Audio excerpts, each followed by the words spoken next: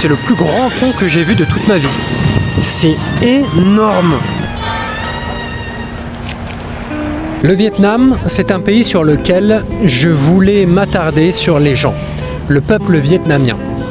Tout comme en Thaïlande ou en Malaisie, je les ai trouvés vraiment très sympathiques, très chaleureux, très gentils. Par contre, il y a certaines choses qui m'ont vraiment surpris, qui m'ont même, pour tout vous dire, choqué, ici au Vietnam. Premièrement, c'est les personnes âgées. Je n'ai jamais vu ça. Je ne sais pas ce que vous bouffez ici au Vietnam, mais il faut nous donner le secret. C'est un truc de malade. Ils sortent dehors, tu les vois tout le temps ensemble, ils font du sport, mais ils font pas du sport. Hein, c'est pas... ils marchent un peu. Ah non, hein, ils font des tractions, ils font des saltos. La dernière fois que je sortais, il y en avait un, il se tenait sur une main et il faisait le grand écart. Ils ont des conditions physiques. Tu les vois en train de courir, tu les vois, ils ont vraiment certains des super corps. Et les personnes âgées, je trouve ça magnifique de voir que ce n'est pas comme en France où on les fout dans un EHPAD, ou alors les personnes âgées vont rester chez elles, toutes seules. Et en France, tu as vraiment la sensation que les personnes âgées ne font plus forcément partie de la société. C'est comme si qu'on attendait qu'elles meurent, et c'est terminé. Et ça, je l'ai vu avec ma grand-mère. Ici, les personnes âgées sont vraiment intégrées à la société. C'est même elles qu'on voit le plus. Je ne sais pas pourquoi il y a autant de personnes âgées. On dirait que les personnes âgées, c'est des jeunes en fait. Pourtant, certaines ont l'air vraiment d'avoir limite 100 ans quoi. Tu te promènes, tu vois des gens en train de jouer aux cartes, de jouer au dés. Il y a vraiment quelque chose de très communautaire ici au Vietnam. Même les enfants, ils sont en train de jouer au football, ou alors ils vont être en train de faire du vélo, ils vont faire du sport ensemble. T'as pas ce truc comme en Europe où les gens sont sur leur téléphone quand ils sont ensemble.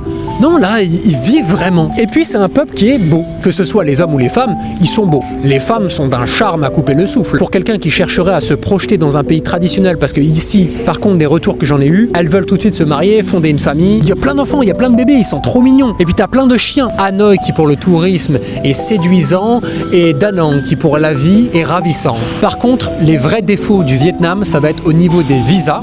Là, il va falloir créer une société de ce que j'ai pu en comprendre. Il faut avoir un certain montant d'argent. Il y a différents niveaux aussi. Et puis, c'est pas forcément simple. Au niveau de l'imposition, ce n'est pas une imposition territoriale et tu payes quand même pas mal comparément à d'autres destinations. Ce n'est pas Dubaï, c'est sûr.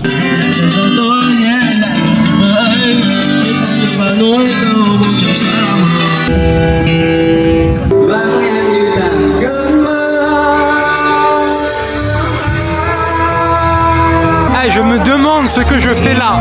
Il n'y a pas un seul étranger mis à part moi.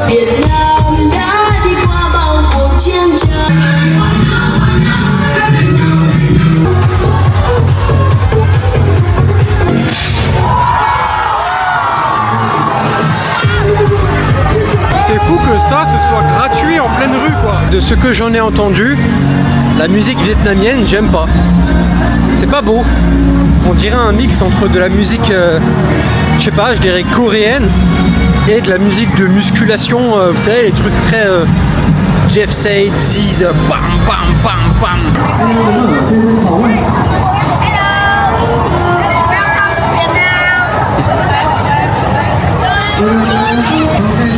Là, je suis dans un luxe, mais c'est juste magnifique comme endroit. Regardez-moi ça. C'est une pizzeria, c'est tout. Oh là là, incroyable. En plus, le mec me sert, mais tu sais, vraiment, limite, j'ai jamais vécu ça. Il est au petit son avec moi, mais c'est impressionnant. J'ai l'impression d'être une femme qu'on convoite. Tout le monde est au petit son avec moi ici. Impressionnant. Alors que la pizza, je vais la payer, je crois, 6 euros, 7 euros, quelque chose comme ça.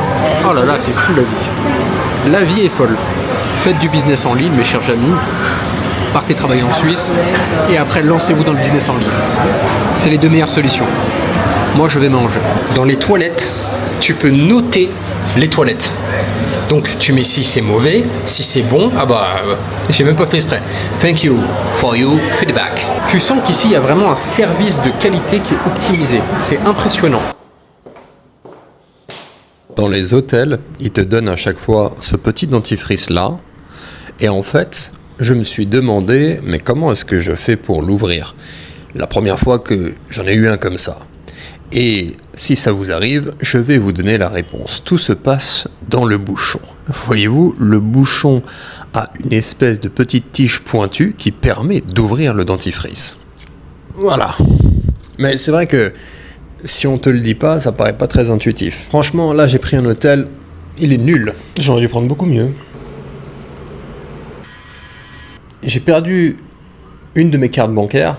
Et en fait, c'est la carte bancaire que j'utilise pour vivre au quotidien, pour toutes mes dépenses. Et donc, sans cette carte-là, je ne peux pas retirer de cash, je ne peux pas payer, je ne peux rien faire en fait.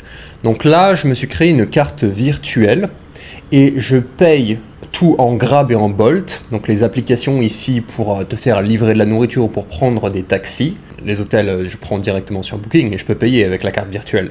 Mais sans carte physique, c'est très contraignant. Et là, je voulais aller en Europe. Sauf que je ne vais pas aller en Europe si je ne peux pas m'acheter de vêtements, si je ne peux rien faire. Donc, il s'avère que j'ai une autre carte, qui est d'une banque que j'ai en Suisse. Mais cette carte-là, je ne l'ai jamais utilisée en fait. Ou je l'ai peut-être utilisée une fois, mais il y a vraiment fort longtemps, vous savez, pour l'activer. Et depuis, rien du tout. Et donc, je ne me souviens plus du code. Donc, j'ai envoyé à mon banquier de Genève un message pour voir s'il peut me la débloquer, s'il peut faire quelque chose. Ma peur, ce serait qu'il me dise... Ce n'est pas possible, je ne peux pas vous envoyer un courrier à Da Nang et c'est seulement avec ce courrier que vous aurez accès à votre code. On ne peut pas le faire à distance. Mais généralement, les banques suisses sont quand même très réactives. Je sais qu'à chaque fois que j'envoie des messages, ça n'a rien à voir avec la France. Voilà, j'ai la réponse, ils trouvent des solutions. Donc j'ai quand même bon espoir, mais ça fait, je sais pas, 1 an, peut-être plus, que j'ai cette carte et que je ne l'ai jamais utilisée. Mais si jamais cette carte marche, ce serait génial. Comme ça, là, je vais à... Il n'y a pas de Uniqlo à Da Nang, il y en a un à Hanoï. Mais j'ai vu qu'ils avaient un H&M ou peut-être un Decathlon, quelque chose comme ça. Il faudra que je regarde. Comme ça, je vais là-bas. Et après, je peux prendre mon avion et direction l'Europe. L'Asie, c'est fort sympathique, c'est fort agréable. Et tu as toujours des avantages et des inconvénients. Et je trouve ça très bien aussi, l'Europe, ce que ça peut apporter. Tout comme... c'est assez complémentaire avec l'Asie. Les deux vont bien ensemble. J'ai remarqué que souvent, des personnes qui sont en Asie, quand je discute avec eux, ils ont cette tendance à détester l'Europe. Cette tendance à dire en Europe c'est moche, c'est pas beau, en Europe c'est pas fonctionnel, c'est pas ci, c'est pas moderne, c'est pas machin. Oui, mais ça a aussi un certain charme. Et des personnes en Europe, à l'inverse, vont critiquer l'Asie. Ils vont dire oui, mais l'Asie c'est que des bidonvilles. Il n'y a absolument rien, c'est inintéressant. En tout cas, là je vais aller visiter la Géorgie. Il faut savoir que pour les entrepreneurs, si vous me regardez que vous en êtes un, là-bas vous avez small business. Donc vous payez 1% d'impôt. Tu peux aller jusqu'à 150 000 l'année, ce qui doit faire peut-être du 12 500 par mois. Curieux de voir ce que peut apporter ce pays, qu'est la Géorgie. Donc si jamais vous êtes français et que vous êtes en Géorgie, n'hésitez pas à m'envoyer un message. J'aimerais bien rencontrer des Français installés en Géorgie lors de mon passage là-bas, qui peut durer toute une vie, tout comme une simple semaine. Vous savez, quand tu gagnes ta vie avec YouTube, la notion géographique devient très intéressante. En fait, tu as une liberté. Je vais aller faire un peu de sport, parce que là, franchement, mon physique, ça va pas trop. J'ai perdu peut-être 5 kilos de muscles là sur ces derniers mois où j'étais en Thaïlande, parce que la Thaïlande, c'est super, mais voilà, au niveau de la nourriture, c'est gras, c'est pas super non plus. C'est bon, hein, mais les portions sont pas très grosses. Et de plus, vu qu'il fait vraiment très chaud, tu bois beaucoup d'eau, donc tu perds du poids. C'est pas ouf. Et tu perds de l'appétit parce qu'il fait chaud. Là, à Da Nang, il fait plus frais, c'est un peu plus agréable. Il y a des barres de traction en bas de chez moi. Après ça, je dois travailler sur une vidéo qui va sortir sur ma chaîne principale, donc jeudi à 18h, 18h30. C'est un gros projet quand même, qui demande beaucoup de travail. J'essaye d'alterner sur ma chaîne principale des projets qui me demandent peu de travail, avec des projets qui m'intéressent plus et qui sont plus artistiques, et qui, voilà, peuvent vraiment motiver, aider les gens, leur montrer des solutions pour partir de France tout en gagnant mieux leur vie, des solutions. Là, ça va être le dernier jour pour la finir. Et après, il faut que je voie avec mon équipe, donc le Minia Maker, pour faire une miniature qui va bien correspondre.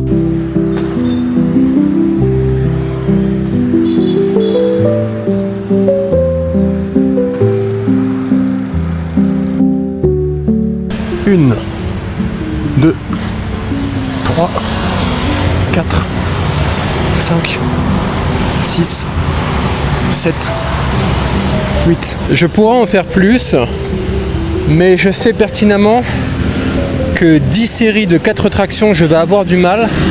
Donc je préfère réduire et faire 8 de 4. L'important dans le sport, c'est comme dans tout, c'est pas de faire un sprint et après s'arrêter. T'en vois plein au mois de janvier, ils fréquentent les salles une semaine et c'est terminé pour les nouvelles résolutions. En fait, c'est de faire ce qui doit être fait, jour après jour, semaine après semaine, mois après mois, année après année. Et trouver un peu son équilibre. 3, 4, 5. Tu sens que Da Nang, c'est une ville qui est en effervescence. C'est une ville où ça construit comme pas possible. Je ne serais pas surpris que tu reviennes ici dans 10 ans, ça se soit développé mais de malade, et que ça mette une lumière à énormément de villes qu'on peut retrouver en Asie. Et c'est agréable d'être dans des endroits qui se développent. Tu sais, toi-même ça t'inspire et toi-même tu as envie de faire plus. Là, contrairement à des villes comme Grenoble ou Strasbourg, tu as tous les magasins qui ferment, il n'y a pas grand-chose qui se construit de bien beau. C'est très démoralisant. Souvent on te dira, oui, il faut que tu sprintes de malade, faut travailler. Moi, si je fais ça, après je suis éclaté pendant des jours et des jours.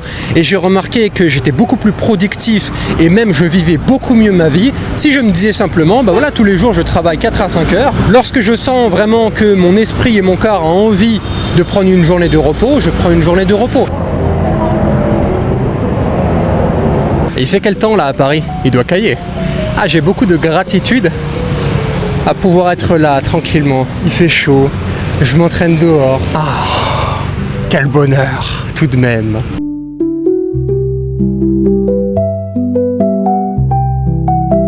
Je pense que c'est pour l'équilibre ou la flexibilité, je ne sais pas.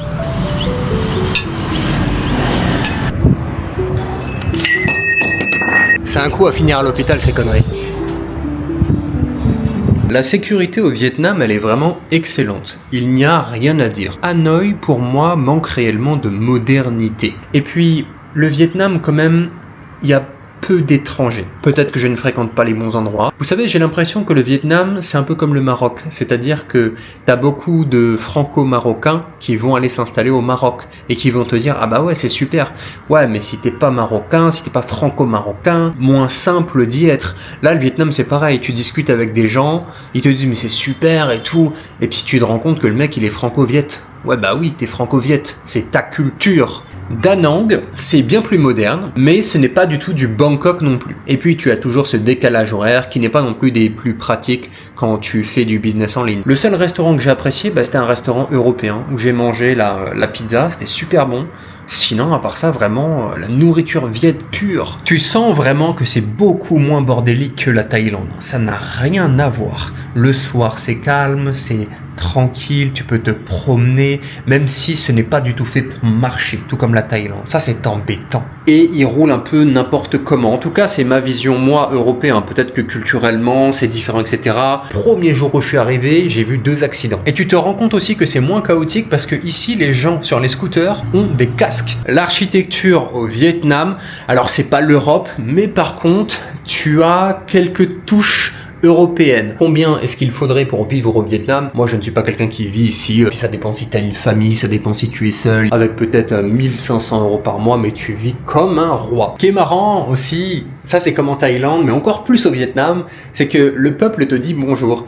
Et une grosse différence, c'est qu'en Thaïlande, les gens ne te regardent pas. Tu sais, il y a ce truc de la tolérance ultime et donc personne ne te regarde, tu fais ce que tu veux. Ici, tout le monde te regarde, tout le monde te dit bonjour, tout le monde te sourit, les gens te parlent. Moi, ça me fait un peu penser au Maroc, en fait, le Vietnam sur certains aspects. Le Vietnam aussi, tu n'as pas la décadence, si j'ose dire, que tu peux trouver en Thaïlande. Je pense que le Vietnam, comparément à la Thaïlande, c'est pour un type de profil très particulier et je comprends du coup que ça attire beaucoup moins de monde. Un défaut au Vietnam, ils adorent klaxonner. Le café est excellent. À savoir aussi pour ce qui est du service, effectivement, il est très bon, mais il est quand même moins bon que la Thaïlande. Aussi, les Vietnamiens, tu sens qu'ils te jugent, qu'ils te regardent, qu'ils vont parler sur toi. Pas pour dire du mauvais, hein, simplement. Ah, tu as vu, il est comme ci, ou il est comme ça, ou c'est un étranger, ou il est beau, ou...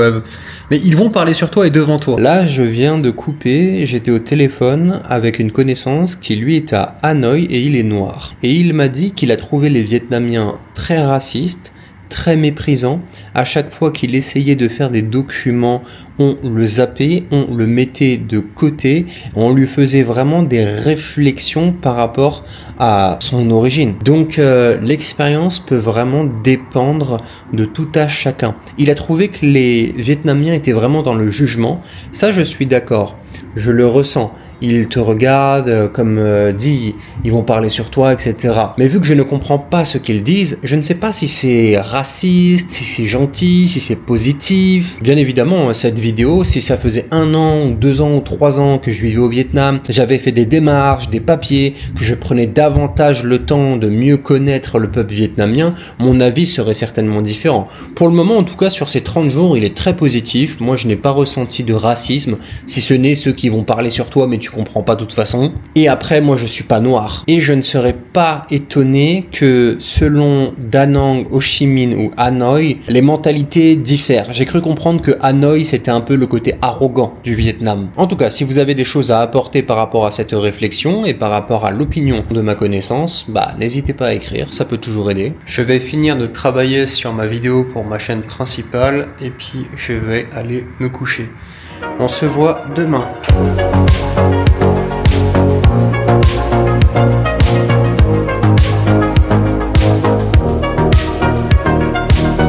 Lorsque de nouveau j'aurai récupéré une carte bleue, je vais prendre 2 jours pour faire les activités que peut proposer Da Nang. J'ai cru comprendre qu'ici il y avait un parc d'attractions dans les montagnes, donc je vais directement le faire. Ils ont aussi un espèce de pont du Dragon, celui-là je l'ai visité. Ils ont un énorme pont qui est pas trop loin, je l'ai visité hier et je l'ai filmé.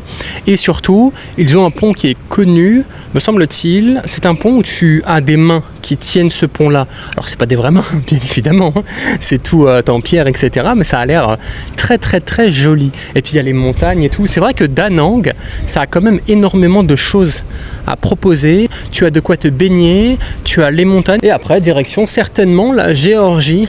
Ce qui m'intéresse aussi en Géorgie, en dehors du fait que, comme je vous disais, c'est vrai que tu peux avoir de vrais avantages quand tu es entrepreneur, c'est aussi le fait que tu n'as pas les problématiques de visa que tu peux retrouver en Asie. Là-bas, lorsque tu arrives, ils te tamponnent directement pour 1 an si tu es français. Et me semble-t-il, c'est renouvelable, ce qui est extrêmement intéressant pour un pays hors Union européenne. Je crois que c'est le seul pays hors Union européenne que j'ai vu qui propose ça. Et je crois même que c'est totalement gratuit, ce visa pour 1 an. De plus, tu peux vraiment trouver des appartements avec des volumes gigantesques à des prix très abordables. Là où en Asie, en fait, si tu veux du grand, ça peut coûter assez cher. Là-bas, je regardais en Géorgie dans le meilleur quartier où il y a un très joli parc et où la nourriture aussi a l'air très très bonne en Géorgie, un 230 ou 250 mètres carrés, enfin quelque chose qui était immense et dans un bel immeuble, c'était 1500, 1600 euros. Je vous rajoute aussi quelques informations que j'ai pu trouver par rapport à la Géorgie quand on a une entreprise. Alors c'est 1% sur le chiffre d'affaires jusqu'à 150 000 euros à peu près. Et après quand tu passes au-dessus, c'est 3%. Et après, si je crée une société, c'est 15% sur le bénéfice net, me semble-t-il, et 5% sur les dividendes. Et ce qui est bien quand même avec la Géorgie, on verra si je me trompe, je ne l'ai pas encore fait, c'est que tu conserves pas mal d'avantages que l'Asie peut te proposer, pas mal d'avantages que l'Europe peut te proposer, et tu n'as pas vraiment les inconvénients des deux. En Asie, l'inconvénient, ça va être le visa et le chaos, et le manque de beauté dans l'architecture. En Europe, les lois trop rigides, le manque de liberté. D'ailleurs, en Asie, tu as cette liberté-là. La Géorgie, tu as une météo qui est plutôt tempérée, donc tu évites la chaleur de l'Asie, tu évites l'hiver incroyable qu'on peut retrouver en Europe, mais qui est agréable une petite partie du temps. Tu conserves la facilité de visa de l'Asie, la facilité d'entreprendre de l'Asie, la notion de liberté de l'Asie, tu conserves la beauté de l'Europe, mais ce qui me fait peur avec la Géorgie, je me demande est-ce qu'il y a vraiment beaucoup de Français là-bas? Je suis curieux. Si vous êtes français en Géorgie, vraiment ça m'intéresse. Les Géorgiens ont l'air vraiment formidables de ce que j'ai pu en lire. Donc tu n'as pas, j'ai cru comprendre, la problématique de l'Europe de l'Est où les gens vont beaucoup tirer la gueule. Tu n'as pas non plus l'incroyable comportement que les Asiatiques peuvent avoir, où ils sont toujours très souriants. Tu as une sorte d'entre-deux. La problématique de l'Asie, c'est vraiment la distance et le décalage horaire. La Géorgie, si tu veux voir ta famille, ne serait-ce même que pour 3-4 jours, tu fais un aller-retour, les billets ne sont vraiment pas chers, et c'est pas très loin, 5 heures d'avion et c'est réglé. Tu n'arrives pas en étant complètement éclaté. Ce n'est pas tout le monde qui peut dire « Ouais, j'ai voyagé dans tant de pays en un laps de temps très court, j'ai découvert des tas de cultures et après avoir une vision globale sur le monde. » Tout ça, c'est un luxe et j'ai beaucoup de gratitude envers ce que j'ai fait avec mon travail pour ce que je vis.